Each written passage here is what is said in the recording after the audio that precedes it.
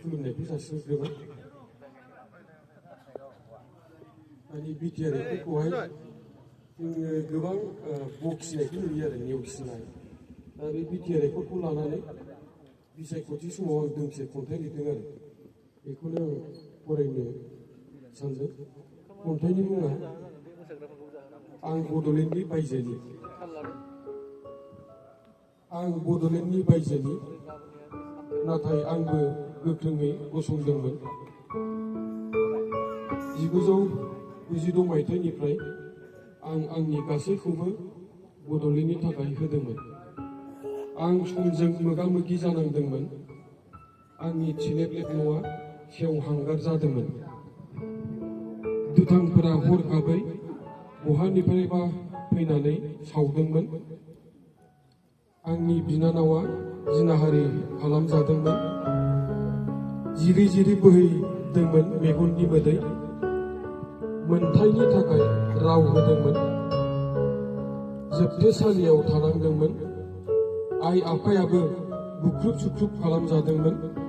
थेवबो आं गोमजोर गसंदोंमोन। गियाखैमोन, थाखोमायाखैमोन, फावसायाखैमोन।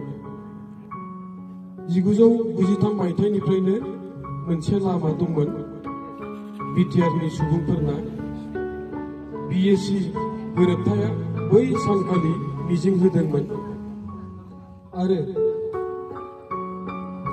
2003 मायथाइयाव बिसोरो मोनसे जायगा लुदोंमोन। बिटिसिआ फैदों बिसोरनि थार जायगा, थामोनथा, रैखाथि, गावखुंथाय होदोंमोन। नाथाय जों बड'लेण्डनि बायजोनि जोंहा मा दंमोन? 2020 मायथाइनि बिटिआर गोरोबथा। फुंनि सान बायदि गोदान सोरां ओंखारदों। बड'लेण्डनि बायजोनि बर'फोरनो मोनसे गोदान मिजिं लाबोदों। जानो हागौ मुंख्लंफोराबो गोजोनसिगोन। प्रमद बर' आरो गासै सागानगिरिफोरखौ साबायखर बावदों गोलावसिन सिमांखौ मोगथाङाव लाबोनायनि। जोंबो बिकेडब्लिउएसि मोनबाय, जोंनि मोनसे गावनि न'खर। बड'लेण्डनि बायजोनि बर'फोरा खस्थ'नि फिथाइखौ मोननो हाबाय। जों बड'लेण्डनि बायजोनि बर'फोरा गोजान गोजान थायो, गासै 20 जिल्लाफोराव। जोंबो बिटिआरआव हाबनो लुबैदोंमोन, नाथाय जों गोसारनाय। जों मा खालामनो हायो? सनितपुर, बिश्वनाथ, दा नोंथांमोना हाबफाबाय। नोंथांमोननि देरहानाया जोंनि गासैबो फोलेरनि।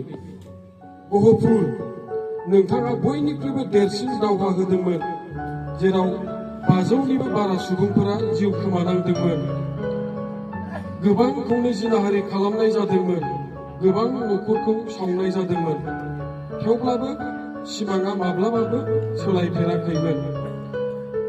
60,000 सुबुंफोरा अरुणाचलनि दरखंसिम खारलांनांदोंमोन। नाथाय गोबाव जादोंमोनब्लाबो बिजिरनाय मोनबाय। दा बिसोरनि हाया बिटिआरनि सिङाव। जोबनायाव बिसोरो उदां बारनि हां लानो हाबाय। जों बर', गोख्रों, गोग्गाथाव आरो खौसे। गोजोन्थों।